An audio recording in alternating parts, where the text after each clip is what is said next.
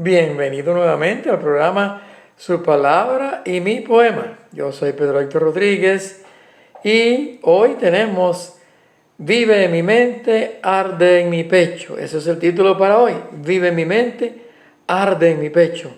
En nuestra presentación número 110 vamos a orar. Padre Celestial, gracias por darnos otra oportunidad de aprender de ti por medio de tu palabra. Rogamos la dirección de tu Espíritu Santo en el nombre de Jesús. Amén. Vive en mi mente, arde en mi pecho. ¿Qué es eso que vive en mi mente y arde en mi pecho? Vamos a comenzar con la escena en que está Jesús sentado en el Monte de los Olivos, hablando a sus discípulos acerca de las señales de su regreso y del fin del mundo. Después de mencionar varias señales, les dice, Mateo 24:14, y será predicado este evangelio del reino en todo el mundo para testimonio a todas las naciones, y entonces vendrá el fin. Así que, aunque hay muchas señales, lo que marca el fin es que el evangelio va a ser predicado a todas las naciones. Y entonces tiene que ser de esa manera, porque Dios en su amor quiere que la gente escuche, que tengan oportunidades. La idea de predicar el evangelio no le resultaba nueva a sus discípulos, porque ellos habían acompañado a Jesús y ellos mismos habían sido enviados de dos en dos como evangelistas a predicar. Ahora, en Marcos 16, 14 y 15, el asunto es que ellos mismos habían sido predicadores, habían sido enviados a predicar. Claro, cuando estaban con Jesús, Jesús hacía la prédica, pero ahora ellos habían sido enviados a predicar en ocasiones, especialmente en aquella en que fueron enviados de dos en dos, y ellos se dan cuenta de alguna manera que eso de que será predicado el evangelio del reino en todo el mundo para testimonio a todas las naciones no era algo ajeno a ellos, que iba a ocurrir aparte de ellos. Pero aquí Jesús se los confirma. Marcos 16, 14 y 15, ya Jesús está resucitado. Finalmente se apareció a los 11 mismos, estando ellos sentados a la mesa, y les reprochó su incredulidad y dureza de corazón, porque no habían creído a los que lo habían visto resucitado. Y les dijo, id por todo el mundo y predicad el evangelio a toda criatura. Ir por todo el mundo y predicar el evangelio a toda criatura. Ahora, Jesús resucitado les está diciendo que esa labor de predicar el evangelio a toda criatura y a todo el mundo les corresponde a ellos. Mateo 28, del 16 al 20, ahora es en Galilea, Jesús se acercó y les habló diciendo, toda potestad me es dada en el cielo y en la tierra. Por tanto, id y haced discípulos a todas las naciones, bautizándolos en el nombre del Padre, del Hijo y del Espíritu Santo, y enseñándoles que guarden todas las cosas que os he mandado, y yo estoy con vosotros todos los días hasta el fin del mundo. Aquí Jesús les está diciendo, les toca a ustedes ir por todas las naciones, y yo voy a estar con ustedes. En Hechos capítulo 1, versículo del 1 al 9, vamos a encontrar allí que ese es lo que así comienza Lucas, que había escrito el Evangelio de Lucas, y el libro de los Hechos es como la continuación del libro de Lucas. Dice, en mi primer escrito, refiriéndose al Evangelio de Lucas, Teófilo, me refería a todas las cosas que Jesús hizo y enseñó desde el comienzo, hasta el día en que fue recibido arriba, después de haber dado mandamientos por el Espíritu Santo a los apóstoles que había escogido. A ellos también, después de haber padecido, se presentó vivo con muchas pruebas indubitables, es decir, que no había duda de esas pruebas, apareciéndoseles durante 40 días y hablándoles acerca del reino de Dios. Jesús apareció a sus discípulos durante 40 días después de haber resucitado. Quiere decir que apareció en una ocasión, volvió a aparecer en otra, durante esos 40 días. Y estando juntos, les ordenó: no salgáis de Jerusalén, sino esperad la promesa del Padre, la cual oísteis de mí. Porque Juan ciertamente bautizó con agua, pero vosotros seréis bautizados con el Espíritu Santo dentro de no muchos días. O sea que la promesa que habían oído de él es que iban a ser bautizados con el Espíritu Santo. Ya no bautismo del agua, sino bautismo del Espíritu Santo. Aunque el bautismo del agua debe representar el bautismo del Espíritu Santo, perdón de pecados, nacimiento de una vida nueva. ¿Y quién es ese que permite vivir la vida nueva? El que da el poder para eso es el Espíritu Santo. Pero bueno, eso les está enfatizando, van a ser bautizados con el Espíritu Santo. Entonces, los que se habían reunido le preguntaron diciendo: Señor, ¿restaurarás el reino de Israel en este tiempo? Ellos, como israelitas, estaban preocupados con esto. Recuerden que los israelitas, el pueblo de Israel, la nación de Israel, era en ese tiempo una colonia romana. Era el imperio romano que gobernaba a todo el mundo alrededor del Mediterráneo. Ahora Jesús les dijo: no os toca a vosotros saber los tiempos o las ocasiones que el Padre puso en su sola potestad, pero recibiréis poder cuando haya venido sobre vosotros el Espíritu Santo, y me seréis testigos en Jerusalén, en toda Judea, en Samaria y hasta lo último de la tierra.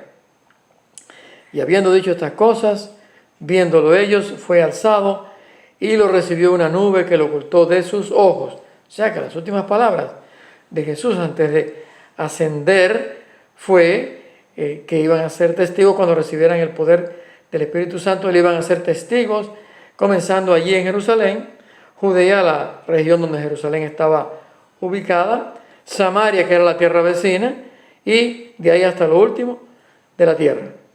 Si uno sigue leyendo, se da cuenta que ellos obedecieron y por 10 días se mantuvieron unánimes en oración y ruego hasta que descendió sobre ellos el Espíritu Santo, el poder del Espíritu Santo, y hubo una gran conversión de judíos ese día, como 3,000. Pero eso de ir a todo el mundo y predicar a todas las naciones y a toda criatura tardó tiempo para ser comprendido. Fue necesario que transcurrieran 3 años y medio y ocurriera una gran persecución para que los discípulos fueran esparcidos y comenzaran a cumplir la gran comisión. En Hechos 8, del 1 al 8, y Saulo consentía en su muerte, dice el versículo 1, refiriéndose a lo que decía el capítulo 7, de que Esteban, por predicar, fue apedreado hasta la muerte. Y Saulo estaba allí, consentía en su muerte. ¿Quién es Saulo? El que después se iba a llamar el apóstol Pablo. Saulo era su nombre hebreo y Paulus o Pablo era su nombre romano. Saulo persigue a la iglesia porque recordemos que él era ciudadano hebreo y ciudadano romano. Ahora vamos a ver qué hace Saulo. Saulo está deseoso de perseguir a la iglesia porque ha consentido en la muerte de este cristiano llamado Esteban y dice: a esta gente hay que acabar con ellos. En aquel día hubo una gran persecución contra la iglesia que estaba en Jerusalén y todos, salvo los apóstoles, fueron esparcidos por las tierras de Judea y de Samaria. Unos hombres piadosos llevaron a enterrar a Esteban e hicieron gran llanto sobre él. Saulo, por su parte, asolaba la iglesia, entrando casa por casa, arrastraba hombres y mujeres y los enviaba a la cárcel. Eso estaba haciendo Saulo.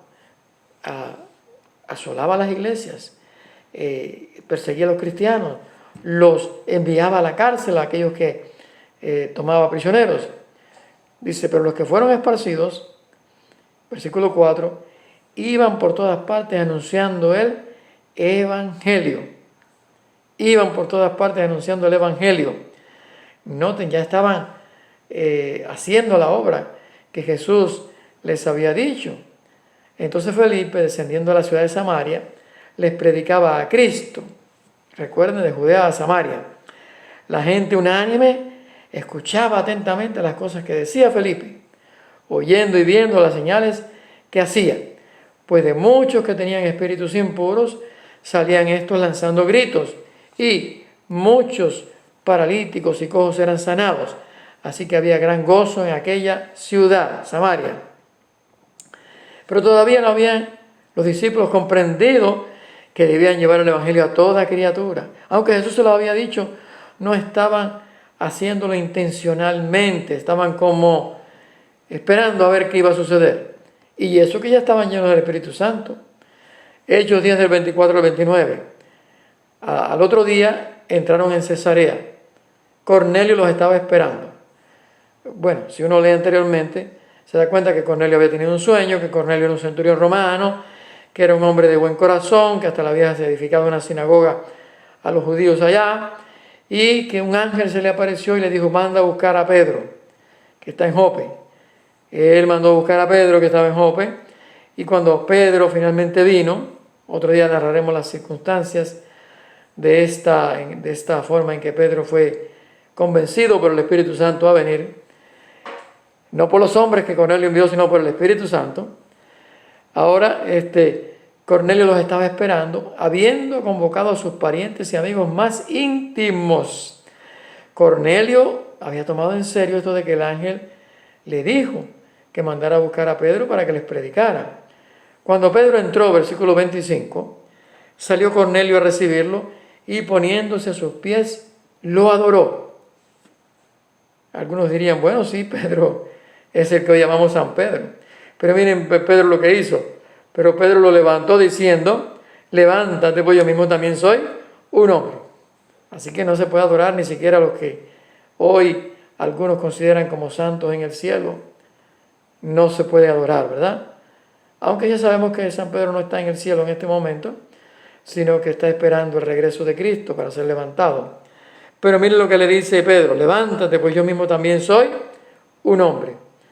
Hablando con él, entró y halló a muchos que se habían reunido y les dijo, noten lo que les dice, vosotros sabéis, este es Pedro hablándole al grupo de gentiles reunidos, al grupo de extranjeros, de personas que no son israelitas, vosotros sabéis cuán abominable es para un judío juntarse o acercarse a un extranjero, pero a mí me ha mostrado Dios que a nadie llame común o impuro. Esto tiene que ver con la visión que Dios le había dado, la forma en que lo convenció.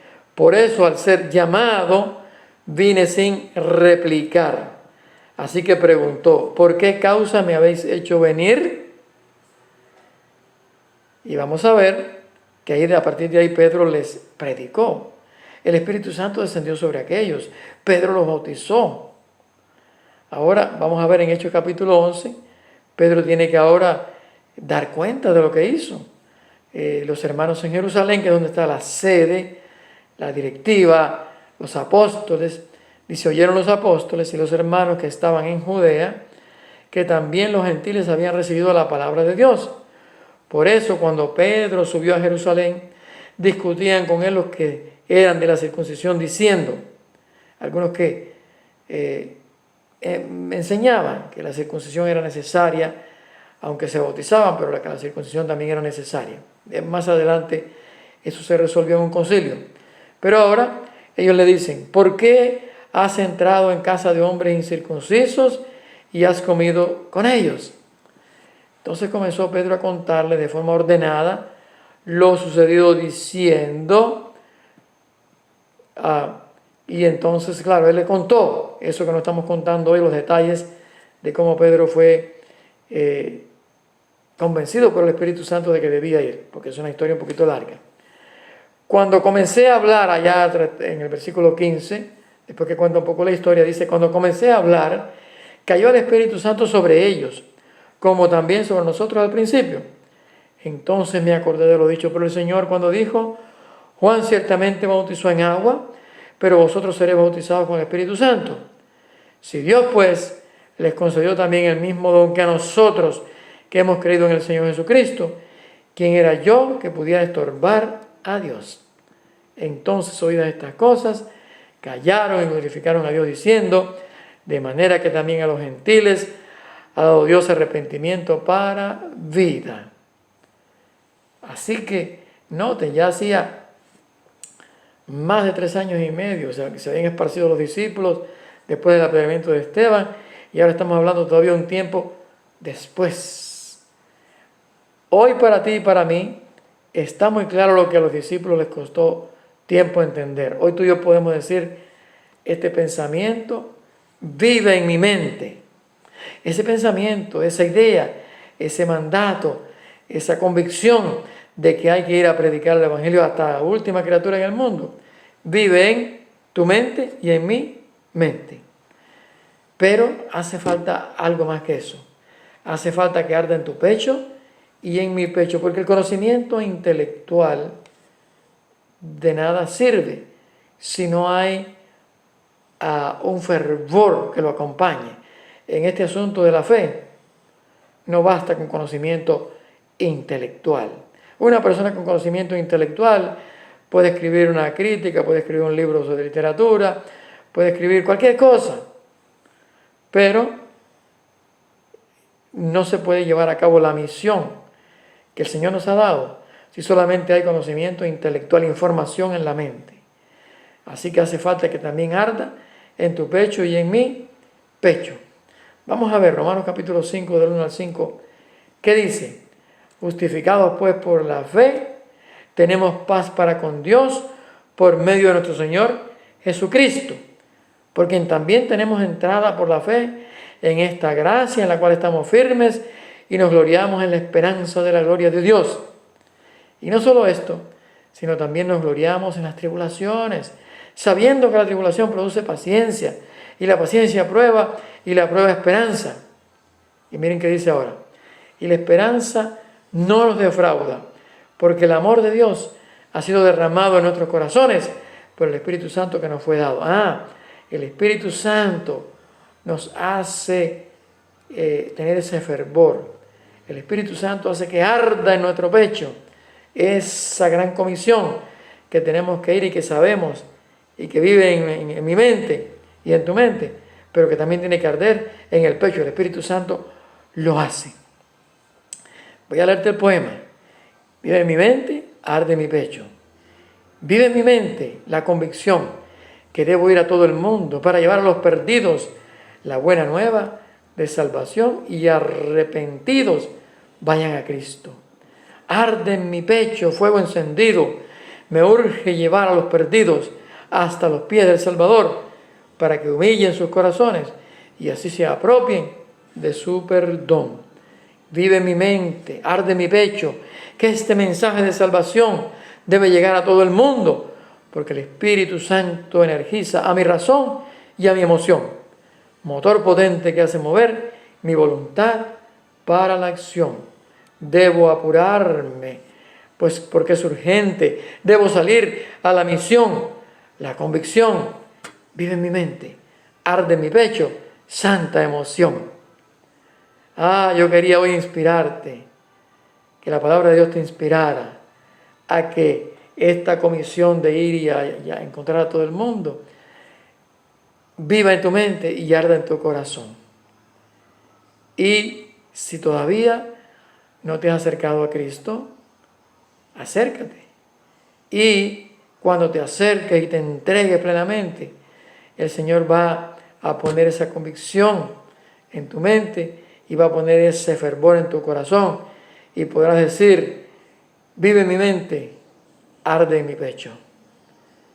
Entonces, yo quiero llamarte para que hoy recibas a Cristo como tu Salvador y vengas a formar parte de estos discípulos que tienen en su mente que hay que llevar el Evangelio a toda criatura y a todo el mundo, y que también arde en sus pechos este fervor.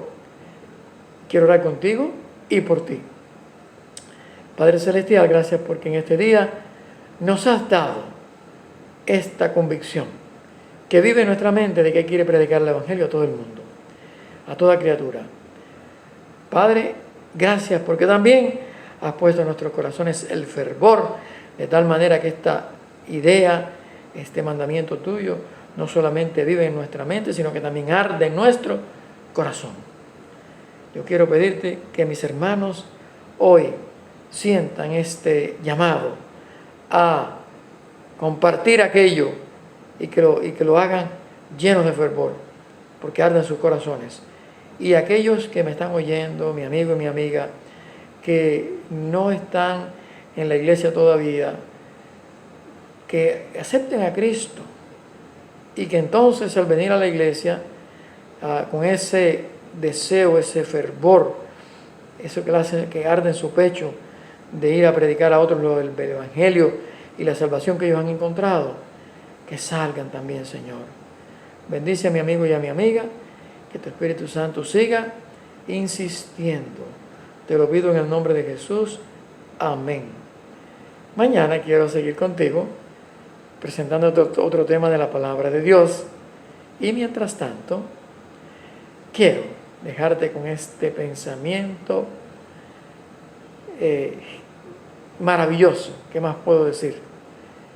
Dios te ama. Dios te ama. Dios te ama. Dios te ama.